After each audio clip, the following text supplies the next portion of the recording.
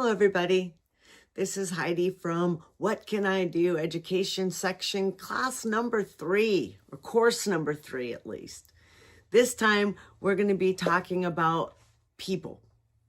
We're still talking about government. We're still talking about economic systems. And this time, we're interested in talking about specific people who created something that people used for years or centuries later to base their systems upon. The real change makers, movers and shakers. And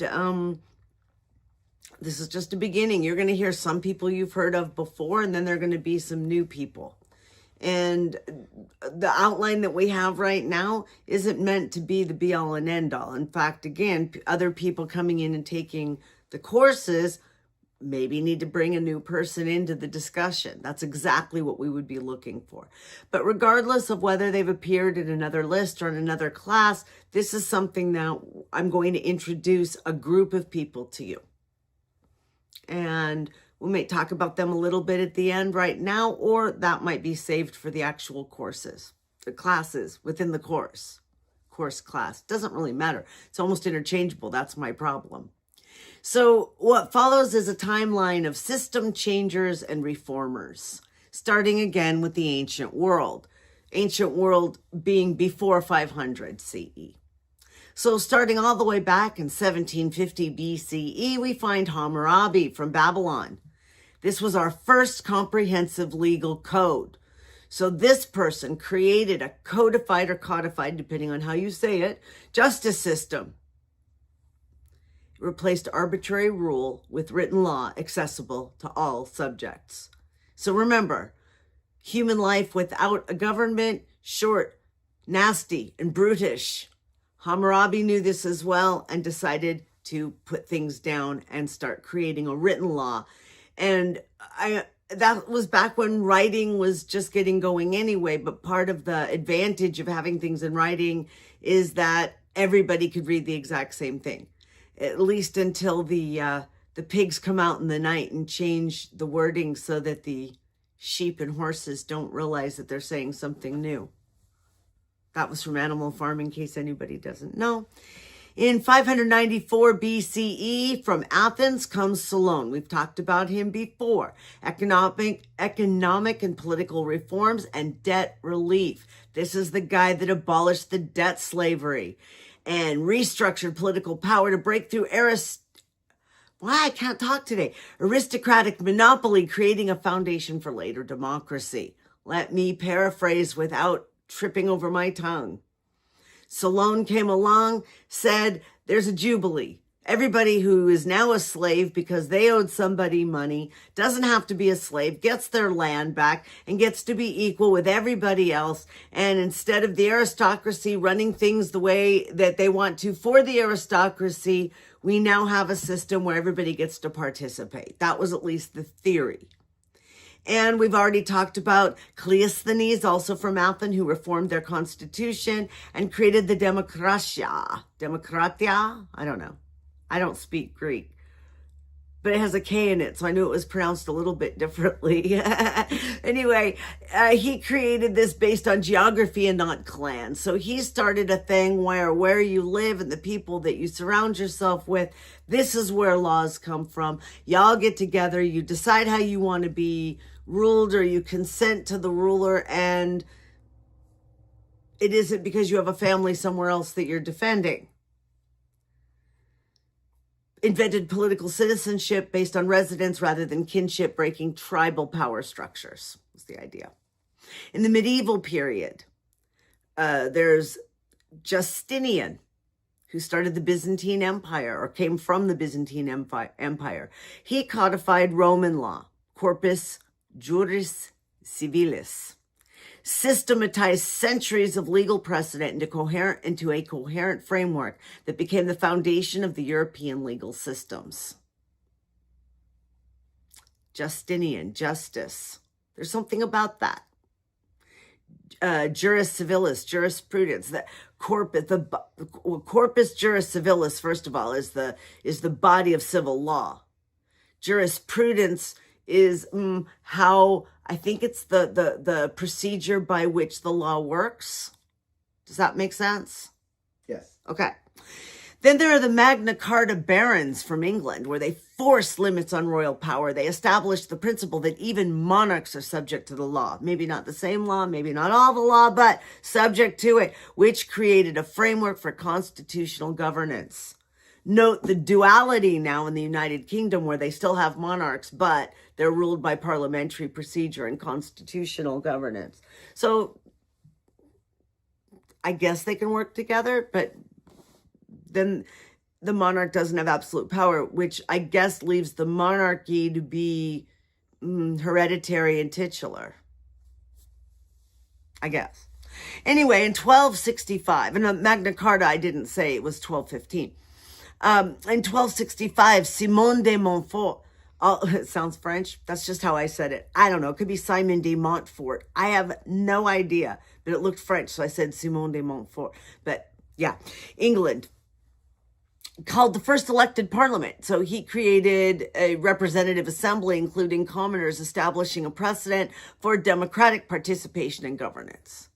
So what started in Athens was being brought here in England to say that the English subjects deserved more than somebody simply telling them what to do and taking their labor and their money. In other words, the beginnings of consent of the ruled and democracy of that kind. Anyway, moving on into the Enlightenment and Revolutionary period, which is between 1700 and 1850. So from the beginning of the United States as such to the Civil War is considered the age of Enlightenment and Revolution. Whose Enlightenment? Whose Revolution? Well, those are terms that remain to be debated. But in 1723, or from 1723 to 1790, we had Adam Smith, who was born in Scotland. He wrote The Wealth of Nations, which was the foundation of modern economics, modern capitalist economics, at least. We know that economics is a broader conversation than that, but Marx hadn't done his thing yet. So Adam Smith was articulating how market mechanisms organize production and distribution, creating an intellectual framework for capitalism. Then we had Thomas Paine. Tom Paine was born in England. He was American. He wrote Common Sense, The Rights of Man. He made these revolutionary Republican ideas accessible to common people. Let's take just a moment to define a couple of terms. Democracy, demo, people, cracy, rule, like an aristocracy is ruled by the aristocrats. Democracy is ruled by the people. Who are the people? Who are the citizens? That obviously has to be defined. A republic. I can't give you the etymological aspect of that quite the same way, but a republic is when you don't have a monarch. A republic is when you have somebody who is put into place by other means than hereditarily. And so the whole world has looked at kings and emperors and theologic leaders, and Tom Paine was that's why it was so revolutionary at the time. And he made these ideas accessible to regular people, to common people, i.e. common sense, and directly catalyzed the American independence movement, because clearly he made it abundantly obvious to everybody living here that they would do better off without a king somewhere else telling them how to spend their money and what to do. People kind of like to decide for themselves what to do, or at least a lot of people did here. On the other hand, well, it's hard for me to talk about the beginnings of America and the concepts of freedom without also talking about the genocide of the Native Americans and the slavery of people that they brought here from Africa, i.e. Black people. The idea that they talk about things for the common people, the idea that they talked about independence, the idea that they did all that unironically, well, I can bring it back again to today. Leaders have a way of explaining things to themselves that give them license to do what they want to do, no matter who gets hurt. It's how it is. Then there was Thomas Jefferson, speaking of hypocrisy. He wrote the Declaration of Independence. He codified natural rights, his philosophy of natural rights, into a founding document, obviously having other people signing it too, and establishing consent of the governed as the basis for legitimate government. So you can see where Jefferson, rather than having unique ideas, he didn't have any kind of kind of the Elon Musk of political ideas here is what I'm trying to say. Original, that was the word. He did not have particularly these original ideas, but he did pull together all these ideas that gave him and other people like him the ability to feel like they were forging their own future. Then there was Mary Wollstonecraft in England. She wrote The Vindication of the Rights of Woman. And she applied all these Enlightenment principles to a woman's condition, founding modern feminist theory by arguing that women's subordination was socially constructed and not natural. Yeah, she applied that, please understand, to white women. She wasn't arguing and didn't apply this thinking at this point to Black people. Then in Haiti, there was, I'm not sure how to say this man's name for sure, but Toussaint Louverture. He led a slave revolution. He proved that enslaved people could overthrow colonial power and establish an independent nation, and inspired anti-slavery and anti-colonial movements worldwide. That's when Mary Wollstonecraft should have said, hey, you're right, you guys too, but that didn't happen that way. Meanwhile, in Venezuela, we had Simón Bolívar, who liberated South America from Spanish rule. He led the military campaigns that freed 6 nations, creating a framework for Latin American independence and Republican government. Now, you're beginning to see how these guys were heroes to some people. Some of them were tyrants to other people.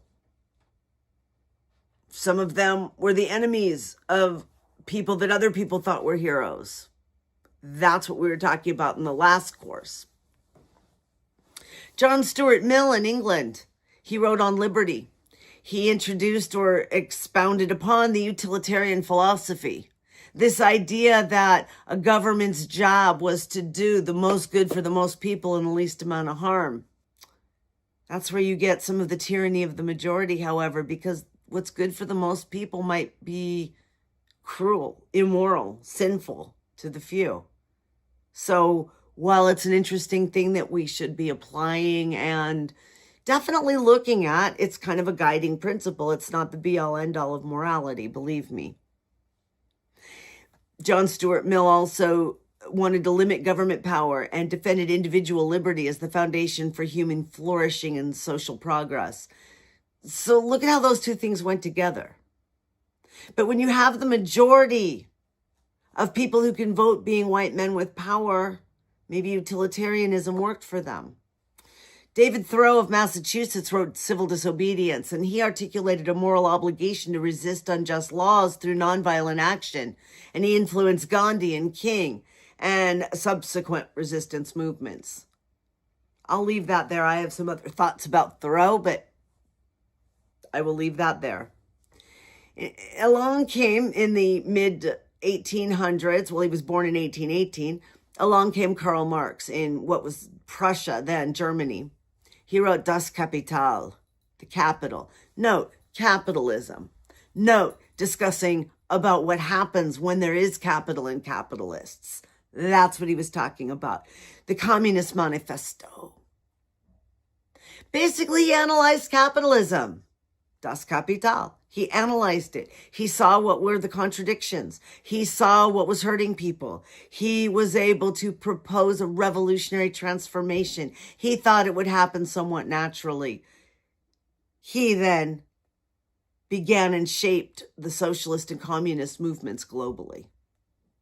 Karl Marx and all the ramification from Marx will definitely be a good part of this coursework. Susan B. Anthony continued the women's suffrage movement.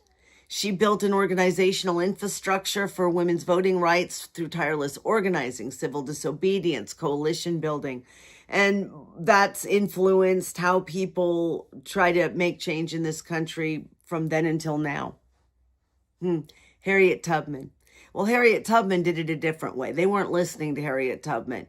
No amount of organizing, civil disobedience, and coalition building was going to help Harriet Tubman. She invented the Underground Railroad. She was the Underground Railroad. She embodied the Underground Railroad. She personally liberated approximately 70 enslaved people through her own direct action, liberated herself, and kept coming back and getting more people, proving that individual courage could dismantle oppressive systems. Sometimes you make phone calls. Sometimes you march.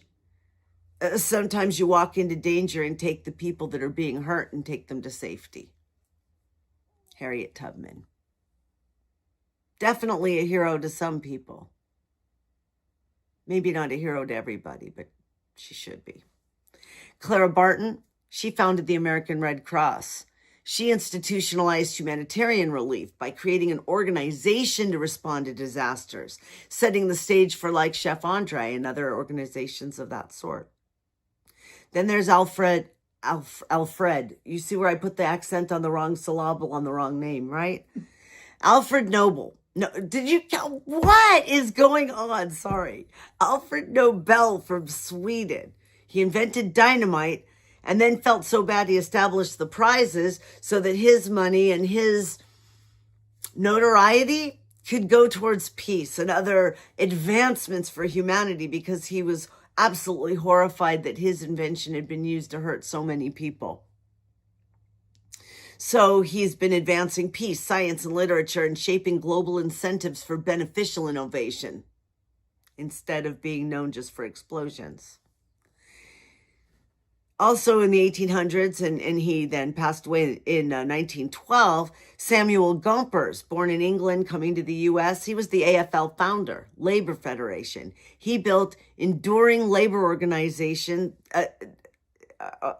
built an enduring labor organization that secured workers' rights through collective bargaining rather than revolution, creating the American labor movement model. As a teacher, I thank Mr. Gompers.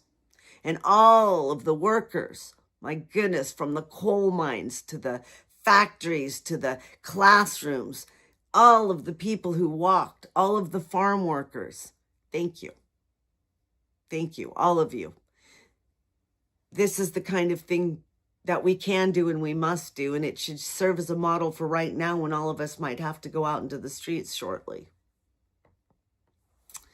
In the late 19th century, meaning the late 1800s, here are a bunch of people who were born somewhat in the middle of that century, and many of them lived until the middle of the 1900s.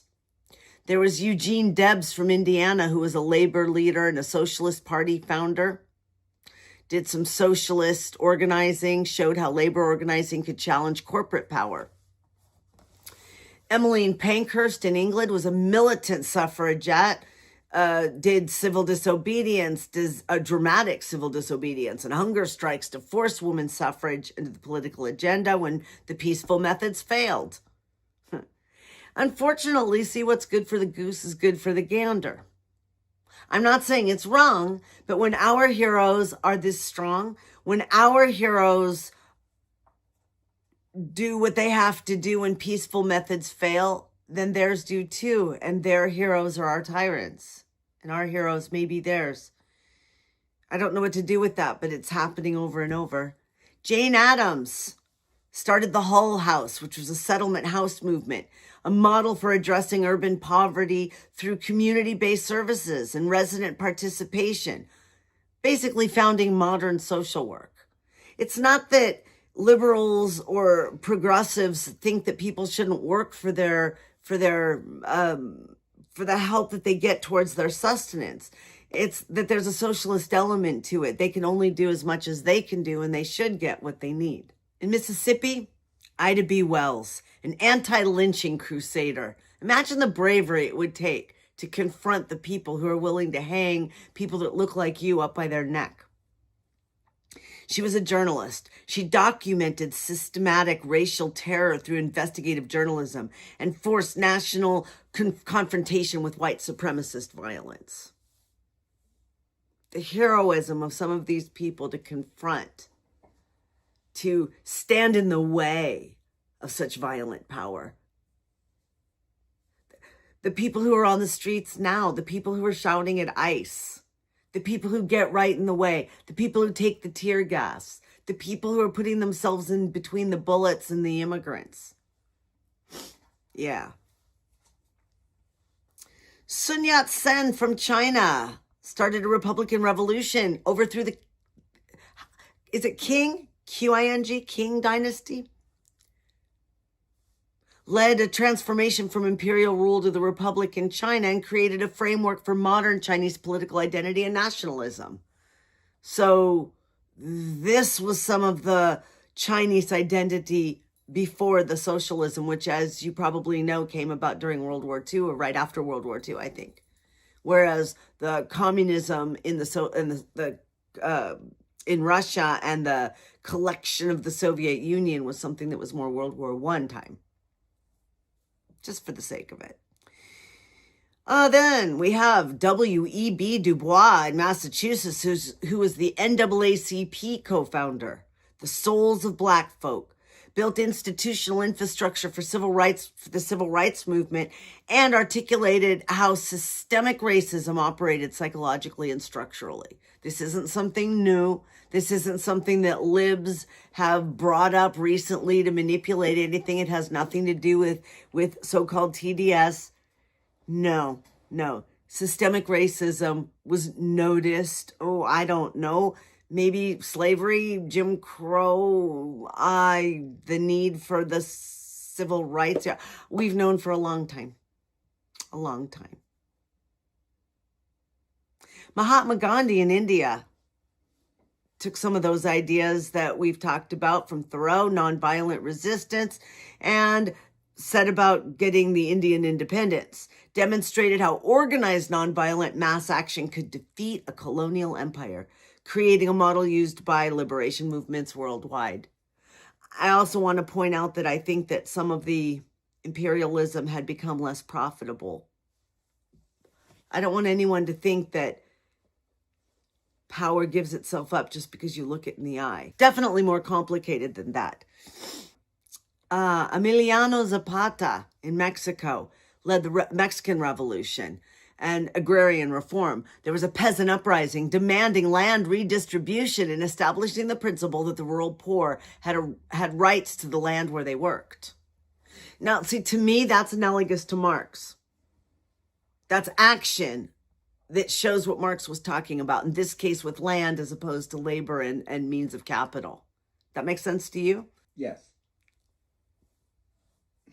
But the whole idea that if you keep squishing poor people, they very well may revolt and demand that they get some too. That's what Marx was trying to say. Then Helen Keller, you might have heard of Helen Keller. She was the woman who was blind and deaf because of an illness when I think she was a toddler. And she was taught to have sign language in her hand. Finger spelling, see, like, I believe was how it started. And in any case, she was a very intelligent person and was able to, it's hard to understand, isn't it, participate in the world in a fulsome way. She advocated and helped establish disability rights and a socialist activism. In any case, she was able to prove that disabled people had a full humanity and that they were capable of doing pretty much anything given the right accommodations. And in order for them to have economic justice, in order for them to have the full ability to life, liberty, and the pursuit of happiness. Anyway, so she helped found modern disability rights, a framework for that. Moving on into the early 20th century, Herbert Hoover was, what did he do? Why is he on this list? He was the president during the Depression. All right, here's what it says. His failure to address economic collapse demonstrated limits of laissez-faire approach, catalyzing demand for active government intervention. You mean we learned from Hoover what not to do? So Trump will go down in presidential history as the GOAT model for what not to do. Right. Him and McKinley and Hoover. All right. Then there was FDR, Franklin Delano Roosevelt from New York. He wrote the New Deal, put that into effect. He established Social Security. He restructured the relationship between the citizen and the state by establishing government responsibility for economic security and welfare. Some would say the welfare state. Other people think that we should all get a basic amount of money that we can then spend and let people compete for that money. Different philosophies. Liberal, progressive, socialist, conservative, capitalist. Those are the things we can argue about, though, no? Not whether somebody gets to drive their car away from a situation or whether they're shot in the face. Those are not the things to debate about. John Maynard Keynes in England, he established Keynesian economics, government intervention. So now instead of just free markets, instead of it just being the invisible hand, supply and demand, now there's some state management for the economy. Keynes provided the intellectual framework for that, which legitimizes deficit spending and active fiscal policy. Benito Mussolini in Italy, fascist dictator, created the totalitarian model, combining nationalism, corporate state control, and a violent suppression of opposition, warning of democracy's fragility. Well, sure, you got people like that. Everything's more fragile, for heaven's sake. Eleanor Roosevelt, FDR's wife. She came into her own after he passed away. I mean, she was always good support, but she started doing her own statesman-like things. She developed the UN Declaration of Human Rights. She translated aspirational principles into enforceable international framework. Anyway, she helped establish human rights as the basis for legitimate governance. Not just the consent of the governed, but to the betterment of the governed. James Baldwin in Harlem. He was a poet, an essayist. He articulated the psychological costs of racism, both for the oppressed and the oppressor. Yeah, I learned that later on, that bullies, they suffer from the same psychological harm as the people that they bully. And I guess Baldwin was making that case in terms of racism, making a moral case for racial justice through personal witness. None of us are free until all of us are free. I think that's the message there. Ho Chi Minh, Vietnam. He orchestrated the independence from France and worked throughout the Vietnam War, led a successful anti-colonial struggle against multiple empires, demonstrating how guerrilla warfare and popular support could defeat conventional military power. Didn't the early United States do that? Yes, exactly. Right. Friedrich Hayek from Austria talked about free market economies, wrote something called The Road to Serfdom. He articulated how central planning threatens individual liberty. Let me say that again. Central planning threatens individual liberty. But no kidding, right? But that's the point, right? Interesting. So this is going to need some further study by us, because there it says providing intellectual foundation for neoliberal economic policies. I still want to understand more what's liberal versus neoliberal and what's conservative versus a neocon, because they're very packed words now. I want to understand them more in the history of it. So Friedrich Hayek, Hayek. In China, Mao Zedong came into power.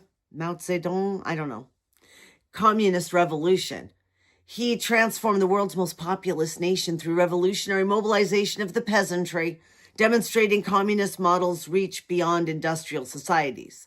Well, sure, he took the model like Stalin did, and they found their they found people who were oppressed, not so much the workers, the way that Marx was seeing it, but people who were hurting, and powered them to have a revolution. Forced Marx's theory, but not with the right people, not with the right intent. And it didn't work out the way Marx had seen it. I don't know what Lenin or Trotsky intended and why those things didn't work, but I have a fairly good idea of what did come out and why some of that didn't work very well. Because when it didn't work very well and people didn't like it so much, then they had to terrorize people to get them to follow along. Kind of like, oh, I don't know, MAGA. Anyway, then we have Joseph Goebbels. He was the Nazi propaganda minister. He perfected techniques of mass manipulation and information control, demonstrating how media can be weaponized for totalitarian ends. I wonder what group of people took that to heart. Right. Isn't that, you know who I actually would say, though? I am not convinced that Stephen Miller is the Goebbels. I think Stephen Miller is kind of a wannabe Hitler who's foiled by his own ineptitude and lack of charisma, and so he's hanging on to Trump's coattails because the two of them together might make a Hitler. There you go. Bannon, to me, is more of a Goebbels. Interesting. But he also, see, Goebbels was presentable. Bannon's disgusting. Right. He looks like the rot that he is. So in terms of having a presentable, I don't think they have one. I think they thought that Musk could do it. He couldn't. I think they thought that Vance could do it. He couldn't. I'm not sure that they have a presentable voice. Dorothy Day from New York was a Catholic, started the Catholic worker movement. She combined radical hospitality with pacifism and social justice, which created a model for faith-based direct service and resistance. Coming after, though, the Quakers and what the Quakers were able to do for the Underground Railroad. So I'm radical hospitality with pacifism and social justice, faith-based direct service and resistance. Sorry, my vote goes for the Quakers starting that idea. I'm going to stick with it. So Golda Meir, born in the Ukraine, then she was in New York City, and then she went to Israel and became the prime minister. Note, Israel, financed by the wealthy Jews in England and the United States as a place for them. Look at it. We're going to have a whole course on the Middle East. But I just kind of want to point out that when you see people who have money, who settled into Israel and became the leaders there, it's not the poor people that were escaping the Holocaust that started this. I'm not going to say they're innocent because clearly they're supporting things now. I'm hesitating because everything is so complicated. It needs to be unpacked. So I don't want to give away all my punchlines. Golda Meir, however, was the prime minister of Israel, and she led the nation during a critical period and demonstrated a woman's capability in highest executive office during an existential conflict. I guess showing that women too can be cruel and take territory and send young people out to be killed. I don't know. What are they actually saying? Yes, women do have the intestinal fortitude to be just as awful as men. Of course they do. Then there's Mother Jones on a completely different topic. Mother Jones, a labor organizer, a mine worker advocate. She mobilized miners' families, and she used dramatic tactics to expose child labor and dangerous conditions, embodying militant labor organizing. Pat Brown in California was our governor. He built up the infrastructure. He created a master plan for higher education and water infrastructure, demonstrating how government planning could enable broad prosperity, up until when Trump came and let all the water out. But anyway, Pat Brown being the father Governor Brown, to later on the son Governor Brown, Jerry Brown. LBJ, Lyndon Baines Johnson from Texas. He was an interesting guy. some really not great things about him, and then also some amazing things. He developed the Great Society. He oversaw the Civil Rights Act. He used his he used legislative power to dismantle legal segregation, and he created a social safety net, fundamentally restructuring American society. A huge amount of right now our backlash to the Civil War, to the Lost Cause, and to LBJ. Oh, and to FDR. Everything that everybody has done to advance civilization, to actually make things better for everybody. All of that, they're fighting against right now, and they want to roll it all back. Some people do. Some people didn't know that, and they're beginning to be appalled. We'll see what they do with that. Okay, then we have Edward R. Murrow. He was a journalist. He's from North Carolina. He exposed McCarthyism. Now, what's McCarthyism? McCarthyism was I'm just going to say it this way, a somewhat fascist, sympathetic response to anybody who wanted to have anything that they could paint socialist, that turned into this one man, McCarthy, his campaign against anyone and everyone that he decided he didn't like, and calling them all communist, and trying to just, it's almost like trying to get rid of the deep state, but with communism, and doing it all around, like in Hollywood and everywhere. So Edward R. Murrow, the journalist, he exposed it. He used the broadcast media to challenge demagoguery and defend civil liberties, and he established journalism as a check on government abuse, which is why that's in the First Amendment. That's why it's in the Constitution. That's why it's the one protected job, profession. Ella Baker from North Carolina was the SNCC organizer, grassroots democracy. I wish I knew what that was. SNCC, Southern North Carolina something, maybe, but I don't know that. That's a guess.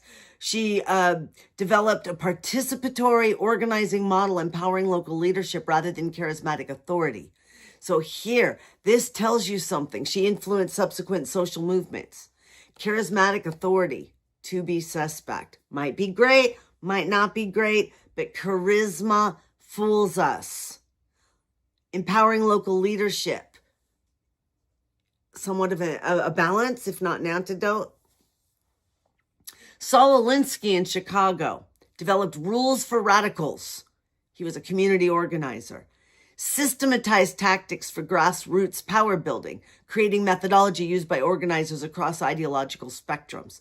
So Ella Baker and Saul Alinsky, particularly Saul Alinsky being from Chicago, probably influenced Barack Obama.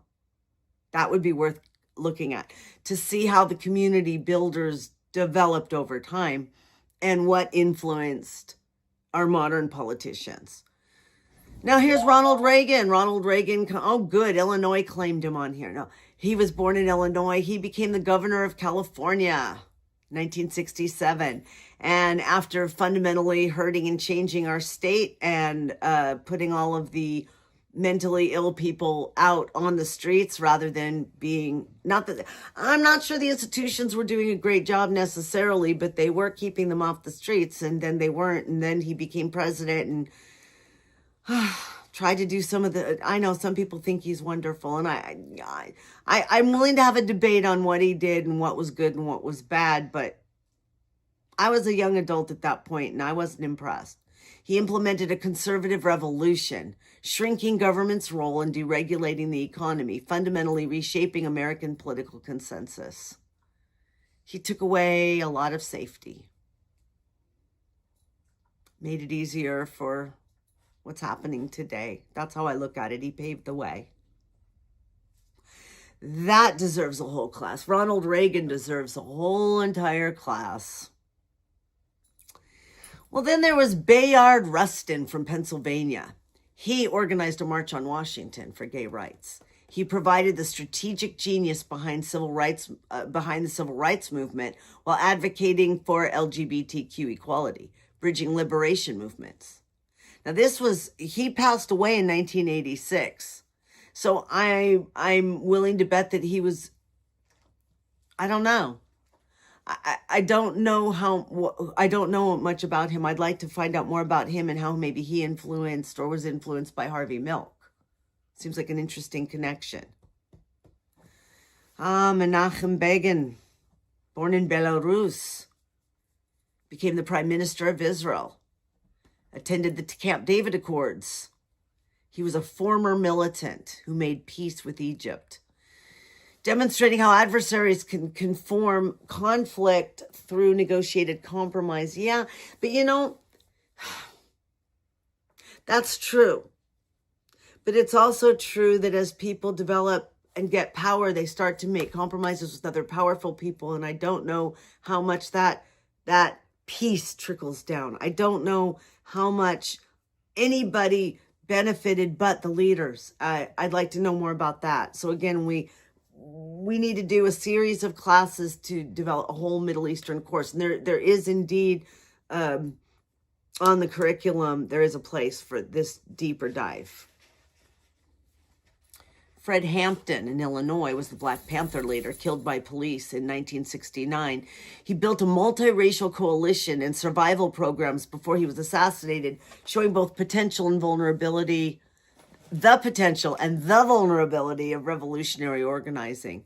But yeah, Fred Hampton, so many of the young Black leaders of the time were killed. They kept rising. It's sort of like Black Wall Street or Seneca. Blacks keep rising up and white people keep killing them. I don't know how they're still peaceful. I don't know why they're still peaceful. I'm grateful. Anwar Sadat in Egypt. These, if you're wondering how they're organized by the birth dates. That's why some things seem topically out of order. Anwar Sadat was president of Egypt who developed a peace with Israel. He broke decades of Arab-Israeli conflict through dramatic diplomatic initiative, sacrificing his political capital and ultimately his life for peace. Notice it's Egypt and Israel. It's not Lebanon and it's not Gaza and it's not anywhere Palestine. And I want to look at their peace agreement personally. Nelson Mandela, anti-apartheid. He was the president of South Africa, but first he was 27 years in prison. And after being let out of prison, he manages to lead a peaceful transition from apartheid, choosing reconciliation over vengeance.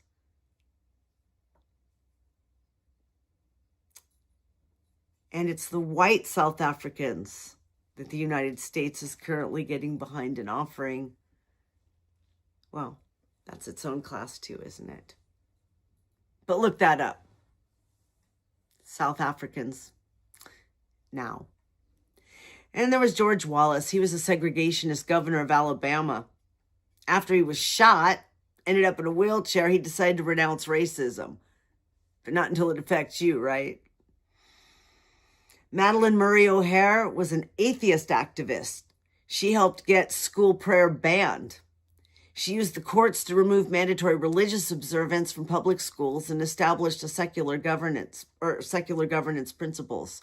She disappeared under funny circumstances. Fannie Lou Hamer from Mississippi fought for voting rights. She gave a speech about being sick and tired. I want to look that up. I need to read the text of that. She testified about brutal suppression of Black voting rights at the Democratic Convention, forcing the Democratic Party to confront racism within its ranks. I wonder if that was in 64, right around in there. So I'm realizing that I don't know exactly when and how the two parties kind of switched their allegiances, especially racially. I don't know when the Democrats started going for civil rights instead of being the Dixiecrats. So I want to learn more about that. Mid-20th century, RFK, senior from Massachusetts. He was the attorney general and the presidential candidate, and he transformed from being an establishment figure to an advocate for the poor and marginalized. And of course, then he was assassinated. Christina Jorgensen was a trans pioneer. She had a very public transition in 1952. Public gender transition, when doing so, was revolutionary and forced society to acknowledge that transgender people exist. Cesar Chavez he organized United Farm Workers. He built the Farm Worker Union, nonviolent tactics, fasts, and boycotts, and gave voice to America's most exploited laborers. Che Guevara in Argentina set off the Cuban Revolution. He developed the theory and practice of rural guerrilla insurgency, inspiring revolutionary movements globally while becoming a contested icon. Again, who's the hero, who's the strong man, and who's the tyrant? Septima Clark in South Carolina developed citizenship schools and worked for literacy, created educational infrastructure teaching literacy and civic participation, and building a foundation for mass political mobilization. MLK started the civil rights, or not started exactly, but became the civil rights movement, gave the I Have a Dream speech, and so much more. It talks here about civil disobedience, and it talks about segregation and all that, but let's not forget that he also fought for the worker and fought for the poor and recognized the class discrimination. So he was working to help poor people organize. And he was assassinated. Yasser Arafat, the PLO leader, he transformed the Palestinian cause from refugees to a national liberation movement, even though he never got to have the state. They're still working on that, aren't they? Getting state status within the territory that was their traditional state. There's something wrong with this. Then there was Harvey Milk, the first openly gay elected official. He proved that LGBTQ people could win office while openly affirming their identity. He was martyred for visibility that advanced the gay rights movement. Assassinated. And then Jerry Brown, Pat Brown's son, twice the governor of California, once as a young man who lived in an apartment for fiscal responsibility, and again as the older gentleman who gave so much to California. He bridged the countercultural and pragmatic governance across 4 decades, demonstrating evolution of progressive politics, always working for the small people. I think one of my favorites was when he and Gavin met with President Trump in the forest. That's another good thing to look up. That was pretty funny. John Lewis from Alabama went on the Selma March. He's the man who advised us to get into some good trouble. He was beaten on the Edmund Pettus Bridge, and then he served in Congress for decades, embodying the transition from street activism to institutional power. There's Kim. That's Kimmy Dog. Then there's Angela Davis, part of the Black Liberation Movement and prison abolition. She connected racism to the prison industrial complex. Wasn't that one of the, was that the 14th Amendment? Saying they can't make you a slave these days unless that you've done a crime, they convict you and put you in prison. Angela Davis was kind of noticing a little problem with all of that, articulating how incarceration functions as a tool of social control and racial oppression. And at the very end of the last century, Rob Reiner is an actor, director, political activist, demonstrating how celebrity can be leveraged for political advocacy. Gavin Newsom, governor of California, pushing progressive politics, including same-sex marriage legalization, showing how local officials can force national debates. Jose Andres is the chef from the World Central Kitchen, proving private initiative can complement institutional relief. Alex Jones, the conspiracy theorist, a right-wing agitator. He built a media empire spreading disinformation, demonstrating how alternative media can radicalize audiences and undermine shared reality. Come here. And Tiffany Haddish, a comedian actress who rose from foster care to stardom while maintaining her connection to community struggles, showing entertainment as an avenue for marginalized voices. In this century, we've had Malala I'm not sure how to pronounce her last name, but I'm going to try. I've only read it. Let's see, Malala Yousafzai. Yousafzai. I need to learn that. She is an education activist, the youngest Nobel laureate, and she survived the Taliban assassination attempt and became a global advocate for girls' education, embodying courage against extremism, leading to Greta Thunberg, of course, the climate activist. She mobilized the global youth climate movement through moral clarity and direct action, forcing the climate crisis onto the political agenda. Took a kid to make all the grown-ups pay attention. So that's where we're going to stop for right now. All those people and plenty more that moved along the different changes and paradigm shifts in governance and economics throughout human history.